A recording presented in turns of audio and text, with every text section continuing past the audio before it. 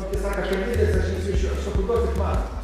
Sako, kaip čia dar lygė, kokia maždaug stilistika, čia tapo. Pirmas įspūdis, kažkas naujo. Aš dabar jaučiuosi lygiai taip pat atvažiavęs į Šiaulius, specialiai į šitą parodą, truputį pasižiūrėti, kaip jis ten daro.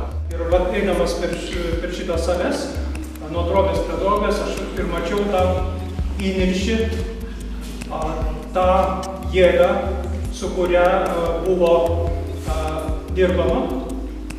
Matosi skaudus įrankių pėdsakai, kai kur drobė vos ne kiaurai praskusta, prabraukta. Tai rodo, kad žmogus bandė iš tikrųjų tą vidinę energiją paversti vizualinę energiją. Ačiū labai. Tai va, dėkoju visiems, aišku, už tą, kad atėjote, pagerbėte mane ir mano vardą. Ačiū labai. Ačiū.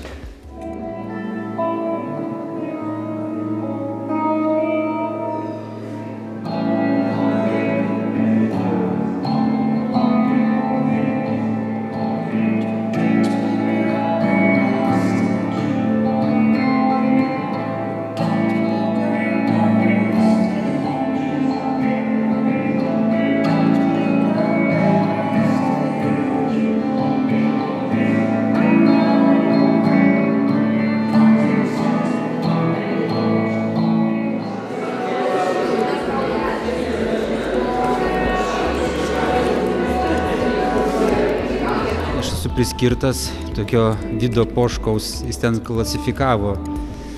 Skaitai, aš ten daviau tokias ištraukas. Tai pagal jį aš esu ciklinis tapytojas. Ciklinis, tas, kuris reiškia ciklais tapo. Ne, iš tikrųjų, man kitaip neišeina vieną kažkokį paveikslą daryti ir paskui jau imti kitą visai iš kitos operos. Taip ir gaunasi. Ko nedasakei vienu paveikslu, ten sakykime, ar dviem ar trim, tai bandai kažkaip pridurti ir kol darai, kol matai, kad jau viskas užsibaigia, tada jau kažkokias mintis kitur sukasi ir taip, ir tęsiasi tokiais ciklais, žinai. Tai čia tokie gaunasi vos ne, žinai, 3-4 metai vėl iš naujo viskas.